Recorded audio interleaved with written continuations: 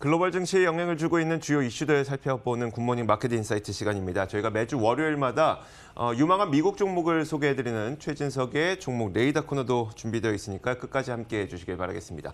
자, 오늘도 로제타 투자자문 최진석 포트폴리오 팀장 함께하겠습니다. 어서 오세요. 안녕하십니까? 네, 안녕하세요. 자, 미국이 그 이란의 실세라고 알려진 군부 서열 2위 정도의 이 사령관을 폭격을 통해서 사망시키고 나서 미국 증시가 하락했습니다. 네, 이제 현재 시간으로 이 목요일 이 저녁 정도 이때 이제 소식이 전해졌는데 그러면서 이제 우리 시간으로 보더라도 3일 이제 금요일 아시아 증시 그 장중에 소식이 전해졌고 그러면서 영향을 줬죠, 증시에. 그리고 이제 미국의 이 지수 선물 같은 경우에도 그때부터 좀 하락을 하면서 이제 조정을 좀 예고를 했죠. 그러면서 결국은 비슷한 수준의 낙폭이 금요일에 나왔는데 결국은 이제 이 사건이 있고 난 이후에 미국 국방부가 발표 직후에 이라크 주재 미 대사관에서 이 자국민을 즉시 출국을 좀 권고를 했고요. 그리고 이제 이후에도 이란이 보복을 또 예고를 했고 트럼프 대통령도 4일 토요일에 보복 시에 이란 목표물 52곳을 신속 타격하겠다고 경고를 했고 그리고 이제 조금 전에 이란이 이제 핵 합의를 사실상 탈퇴했다라고 얘기가 나왔고 결국은 이제 현지 시간으로 목요일 저녁 정도부터 해가지고 이 소식이 전해졌고 그리고 증시가 타격을 받았고 그 이후에 또 사태가 더욱더 고조가 됐다. 네네. 이런 식으로 좀 정리를 할 수가 있겠습니다. 알겠습니다. 미국 증시는 사실 사상 최고치를 계속 경신을 하다 보니까 조정이 언제 나와도 이상하지 않을 그런 시점이었었는데 이런 지정학적 리스크가 발생하니까 울고 싶은데 뺨 때려준 격으로 조정이 발생할 가능성이 높다는 평가가 나오고 있더라고요. 그렇습니다. 충분히 그럴 가능성이 있겠고 이 증시 영향과 관련해서 제가 한 3가지 정도 이 주안점을 좀 둘 필요가 있을 것 같다는 네네. 생각이 들었습니다. 첫 번째로 지정학적 리스크가 이제 증시에 대해서 미치는 영향은 통상적으로 좀 단기에 그쳤습니다. 하지만은 이번에는 어떤 이란의 좀 자존심 아니면은 국가적인 프라이드를 건드리는 그런 이 사건이 나왔기 때문에 사실은 비이성적인 행동이 가능하다. 이 부분을 좀 생각을 해볼 필요가 있을 것 같고요. 두 번째로 어떤 군사적 긴장감이 고조가 된다든지 아니면 실제로 어떤 국지전이 나온다라고 한다면은 이런 사안 자체보다는 그에 따른 경제 영향을 좀 더 살펴봐야 될 것 같습니다. 국제유가가 좀 급등을 하더라도 국제유가 급등 그 자체보다는 그 이후에 유가 상승에 의해서 어떤 신흥국들의 이 경제가 타격을 받고 네. 뭐 이런 부분을 좀 생각을 해봐야 된다는 얘기가 될 텐데 실제로 이제 캐피털 이코노믹스라는 기관에서는 미국과 이란 간의 갈등이 고조될 시에 세계 경제 성장률에 한 0.5%포인트 타격이 있을 것이다라고 예상을 한 바가 있거든요. 이런 부분들을 좀 생각해 볼 필요가 있겠고 그리고 세 번째로 이슈와 좀 무관하게 오를 대로 오른 미국 증시의 어떤 차익 실현의 비밀을 제공할 수가 있다. 투자정보지 밸런스에서는 증시가 하락을 할 이유를 찾던 중에 바로 그런 재료가 나왔다라고 평가를 했는데 S&P 500 지수가 지난해 마지막 2달 같은 경우에도 한 8.5% 정도 올랐고 그러면서 포드 PER이 이제 18배를 상회하고 있죠. 그렇기 때문에 CIBC라는 기관에서는 이게 아니었어도 조정은 왔을 것이다. 어떤 이유를 대서라도 조정은 왔을 것이다. 그리고 이거는 굉장히 좀 유익한 조정이 될 수 있다라고 평가를 하기도 했습니다. 또 한 가지는 이제 최근의 랠리 지속은 어떤 이제 포모 심리, 즉 이 시장이 계속해서 올라가고 있기 때문에 여기에 내가 동참하지 못하면 어떡하나 이런 공포심 때문에 오른 감도 적지 않지 않습니까? 네네. 그렇기 때문에 이런 심리적인 영향에 따른 증시에 대한 타격은 또 불가피할 것이다. 이렇게 좀 몇 가지 포인트를 짚어볼 수가 있겠습니다. 알겠습니다. 일단 국제 유가가 급등을 했고 이에 따라서 미국의 증시는 하락했지만 에너지 업종에 또 어떤 영향을 미쳤을지도 궁금하네요. WTI가 한 3.1% 정도 급등을 했죠. 네네. 그러면서 이제 에너지 업종이 지난주 금요일에 마이너스 0.3%가 나왔는데 물론 하락하기는 했지만은 그나마 이 시장 전체는 조금 아웃퍼폼을 하기는 했습니다.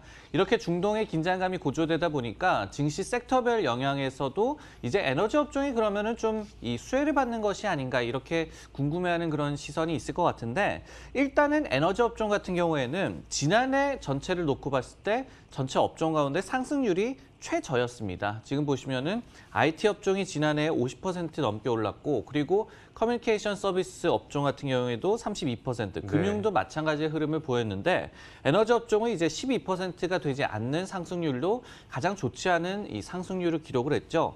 그러다 보니까 이런 저평가 매력에 더해서 이번 중동 긴장감 고조 더해서 이제 에너지 업종이 좀 부각을 받지 않을까. 하지만은 이제 역사적으로 보면은 딱히 그럴 가능성은 좀 적어 보입니다. 네. 그림을 한 가지 준비를 해봤는데요. 1990년 8월에서 1991년 2월 정도의 걸프전 당시의 유가의 흐름입니다. 초반에 좀 급등을 했다가 나중에는 오히려 하락권으로 돌았음을 그래프로도 좀 알 수가 있겠죠. 해당 기간 이제 S&P 500 지수의 흐름을 봤더니 플러스 3.2%, 국제유가는 반면에 마이너스 11%, 그리고 에너지주도 마이너스 3%, 반면에 필수재 업종 정도가 한 플러스 14% 정도의 이 성적을 기록을 했거든요. 즉 좀 정리를 해보자면은 걸프전의 예를 저희가 또 봤을 때는 네. 금융시장에 대한 영향은 단기에 그쳤다. 굳이 영향을 꼽자면은 투자 심리가 좀 위축이 돼서 방어주가 좀 이 두각을 나타냈다 정도로 네네. 좀 정리를 할 수가 있겠고 이번에도 좀 네. 참고 자료가 되지 않을까라는 생각이 듭니다. 알겠습니다. 자, 매주 월요일마다 저희가 미국 주식 가운데 유망한 종목을 한 종목씩 소개를 해드리고 있습니다. 최진석의 종목 레이더 지금 바로 이어가겠습니다. 자, 오늘의 종목은 바로 이겁니다. 새해에도 소프트웨어 탑픽 마이크로소프트. 자, 마이크로소프트를 들고 오셨는데 좀 약간 의아한 게 사실 저희가 종목 레이더를 신작한 지도 한 2달 정도 되어 가고 있잖아요. 아직까지 마이크로소프트를 얘기 안 하셨던 것도 신기하고. 자, 일단 이번에 마이크로소프트를 들고 오시게 된 이유가 뭘까요? 마이크로소프트가 이제 지난해 한 해를 좀 놓고 보더라도 굉장히 좀 이 성적이 좋았습니다. 네. 주가 흐름이 좋았습니다. 근데 이제 이 어떤 분들은 마이크로소프트가 너무나도 잘 알고 있는 기업이고 뭐 어떻게 또 뭘 하고 있겠느냐 그런 네네. 새로운 게 있겠느냐 이렇게 그렇죠. 생각을 하시는데 근데 이제 지난해 주가 흐름도 굉장히 좀 양호했고 올해에도 이런 흐름을 이어갈 것으로 전망이 되고 있거든요. 그렇기 네. 때문에 지금 한번 짚어볼 필요가 있을 것 같아서 준비를 해봤습니다. 알겠습니다. 자, IT 기업이라고 뭐 다 알고 있는 기업이긴 하지만 이렇게 우리가 다 알수록 뭐 자세하게는 좀 모르는 경우가 좀 있어서요. 마이크로소프트에 대해서 좀 설명을 해주세요. 네, 간단하게 이제 말씀을 드리면은 연 매출이 우리나라 돈으로 한 150조 원 정도 되고요. 네. 시가총액이 이제 한 1,400조 원 정도 되는 초대형 IT 기업이죠. 그러면서 애플과 지금 시가총액 1위를 계속해서 다투고 있는데 윈도우로 역시 가장 유명하죠. 즉 PC OS 시장의 점유율 한 85%를 기록하고 있는 기업입니다. 근데 이제 2010년도에 클라우드 서비스인 애저를 출시한 이후에 클라우드 기업으로 이제 완전히 거의 변모를 했죠. 매출 비중은 퍼스널 컴퓨팅이 한 40%, 그리고 생산성 경영 관리, 이게 오피스 365라든지 아니면은 최근에 인수를 한 링크드인 같은 게 포함이 된 사업부입니다. 한 26% 정도 되고요. 클라우드 사업부의 매출 비중이 한 25% 정도 되는 그런 기업입니다. 우리가 이제 마이크로소프트를 매일매일 활용하긴 하지만 그 마이크로소프트의 OS도 내가 돈 내고 이용하는 건가? 라는 생각을 많이 하실 거고 또 그 오피스 프로그램도 요즘에는 이제 구독으로 많이 변경되고 있긴 합니다만 나는 그냥 뭐 워드나 이런 거 그냥 공짜로 이용하고 있는 것 같은데 이러다 보니까 도대체 마이크로소프트에 왜 주목을 해야 되는 거야? 라고 생각이 들거든요. 지금 이 시점에서 마이크로소프트 주식에 또 주목을 해야 할 모멘텀을 세 가지를 꼽아봤거든요. 네네. 첫 번째로 멈춤 없는 이제 외형 성장, 그리고 두 번째로 기업들의 소프트웨어 지출 확대에 좀 수혜를 받을 것이다. 그리고 세 번째로 미미한 규제 리스크, 이렇게 모멘텀을 좀 선정을 해봤는데요. 네. 먼저 이제 외형 성장 부분에 대해서 말씀을 드리겠습니다. 지난해 마이크로소프트가 주가가 약 한 60% 정도 상승을 했습니다. 시장 전체가 한 30% 정도 상승을 했기 때문에 거의 2배 정도의 상승률, 아웃퍼폼이 나타났다라고 보여지는데 비결은 역시 흔들림 없는 실적이었습니다. 최근 4분기, 그러니까 2020 회계연도 1분기, 19년 9월까지의 실적을 들여다봤을 때 최근 4분기의 매출 증가율이 전년 동기 대비해서 약 한 12%, 14%, 12%, 또 한 13%. 즉, 이 기업의 규모라든지 아니면은 얼마나 오래됐는지를 생각해 본다면은 아직까지도 이렇게 두 자릿수의 매출 증가율이 나타나고 있다라고 보여지는데요. 그리고 이제 FY 2020 전체로 보더라도 매출이 한 11.5% 정도 늘어날 것으로 예상이 되고 있습니다. 말씀을 해주셨듯이 저희가 윈도우라든지 아니면 오피스를 그냥 모르고 있는 상황에서도 계속 네네. 사용을 하지 않습니까? 그렇죠. 근데 그런 상황에서도 계속해서 마이크로소프트의 돈을 지불을 하고 있죠. 그러면 기업 입장에서는 어떤 좀 이 기반이 되는 그런 사업이 워낙 탄탄하고 여기에 이제 클라우드 역시 엣지 컴퓨팅이라고 해가지고 중앙 서버가 모든 데이터를 처리하는 클라우드와 좀 다른 방식의 분산형 컴퓨팅 기술이 있습니다. 이게 네. 좀 더 첨단의 클라우드 기술인데요. 이 부분에서 마이크로소프트가 굉장히 좀 선도를 하고 있고 여기에 기존의 클라우드 서비스의 반경도 굉장히 확대를 하고 있거든요. 그 예가 최근에 발표를 했던 스웨덴 에릭슨사와의 커넥티드카 클라우드 협업 발표였습니다.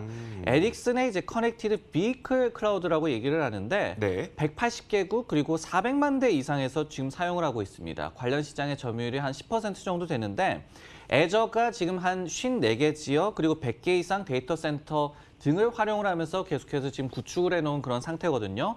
이런 인프라와의 어떤 커넥티드카 시너지 이런 부분들이 클라우드에서도 굉장히 반경을 게임이라든지 자동차 이렇게 넓혀가면서 기존 사업과 더불어서 아직까지도 외형 성장을 더욱더 기대해 볼 만하다 이렇게 볼 수가 있겠습니다. 외형 성장을 하고 있다. 자, 두 번째 모멘텀으로 기업들의 소프트웨어 지출 확대에 따른 기대감이라고 했는데 자, 기업들이 이제 뭐 소프트웨어를 바꿀 때가 됐나요?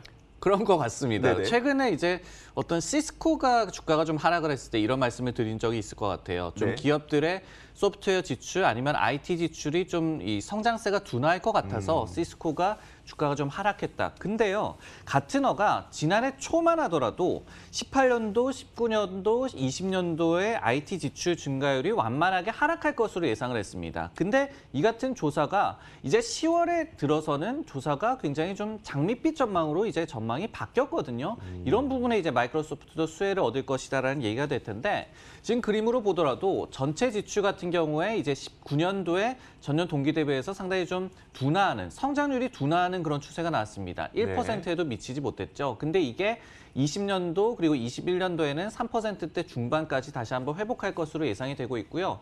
그리고 이제 MS 입장에서 가장 중요한 기업용 IT 이 소프트웨어 지출 같은 경우에도 19년도에는 10%를 하회했던 것이 이제 20년도, 21년도에는 다시 한번 전년 동기 대비해서 지출이 10% 이상 늘어날 것으로 예상이 되고 있습니다. 마이크로소프트가 기업용 소프트웨어 시장의 20% 정도를 차지를 하거든요. 네. 근데 말씀을 해주셨듯이 기업들이 소프트웨어를 바꿀 때 아니면은 자신들의 시스템을 좀 디지털화할 때 결국은 시장 리더를 찾게 되거든요. 그렇기 때문에 마이크로소프트가 이런 부분에서 수혜를 받을 것으로 예상이 되고 있고 이 같은 이유로 코엔 같은 이제 이 IB에서도 네. 관련해서 마이크로소프트가 IT주 가운데 가장 큰 수혜를 받을 것이다. 이렇게 또 예상을 하고 있습니다. 알겠습니다. 이렇게 근데 그 글로벌 테크 기업들을 우리가 항상 볼 때 좀 마음속 한켠에 불안한 점은 빵이라고 하는 주식들이 한동안 잘 나가다가 갑자기 페이스북이 좀 어떤 뭐라고 할까요? 주춤했던 계기가 규제 리스크가 굉장히 또 많이 불거졌었잖아요. 네. 구글도 그렇고. 자, 그런데 그런 이 미미한 규제 리스크를 세 번째 키워드로 꼽으셨습니다. 이게 어떤 내용일까요? 마이크로소프트는 이 같은 규제 리스크에서 상대적으로 자유로울 수 있다는 얘기가 되겠죠. 네네. 말씀을 좀 드리자면은 마이크로소프트 같은 경우에는 이미 이제 1990년도에 반독점법을 위반했다라는 판결을 받았죠. 그러면서 이후에 굉장히 이제 사업 알고리즘도 많이 바꾸고 어떤 사업부도 간소화하고 이런 뼈를 깎는 노력을 했습니다. 그렇기 때문에 주가도 굉장히 부진했었고 어떤 이 암흑기가 있었다고 볼 수가 있겠지만은 그만큼 지금 놓고 본다면은 매를 좀 먼저 맞았다. 예방 접종을 좀 세게 맞았다라고 말씀을 드릴 수가 있겠고요. 그러면서 지난해 한 5월 말이나 6월 초 정도 해가지고 이제 페이스북이라든지 아마존, 애플 같은 기업에 이제 미 법무부와 이제 연방거래위원회가 합동으로 반독점법 조사에 들어갔죠. 그러면서 이제 IT 공룡 기업들에 대한 규제 리스크가 최고조에 달했었는데, 근데 이제 이후의 주가 흐름을 놓고 보더라도 애플 정도를 제외하면은 마이크로소프트가 굉장히 양호한 흐름을 보여주고 있습니다. 즉 규제 리스크에 그다지 타격을 받지 않았다라고 말씀을 드릴 수가 있겠고, 최근에 이제 아마존을 제치고 미 국방부의 클라우드 프로젝트를 수주를 따냈잖아요. 그랬죠. 10년간 한 100억 달러 규모가 될 텐데 이런 거를 보더라도 어떤 좀 가십거리에서는 트럼프와 아마존 제프 베조스 CEO 간의 사이가 안 좋아서 아마존이 뭐 네. 탈락을 했다. 이런 얘기가 나오지만은 이런 부분들을 뭐 고지고대로 믿을 수는 없겠지만은 이렇게 아마존을 제치고 마이크로소프트가 정부 프로젝트를 따냈다.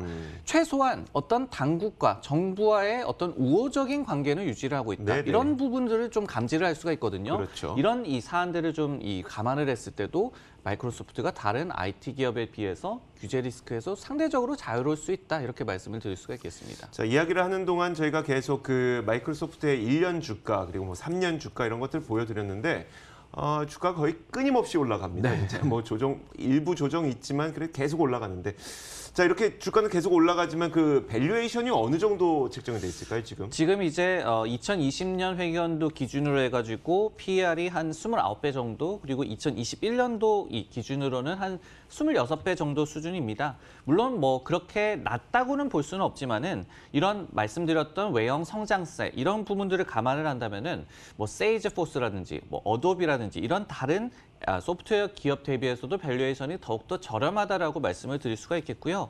마켓워치에서 집계를 하는 평균 투자 의견 같은 경우에도 매수 그리고 목표 주가가 165.37달러로 한 4.2% 정도의 추가 업사이드를 지금도 보고 있습니다. 최근에 뱅크 오브 아메리카가 클라우드에서의 이제 고성장, 게이밍이라든지 아니면 링크드인 등의 사업 전반의 호조를 근거로 2020년도에도 소프트웨어 탑픽으로 꼽았습니다.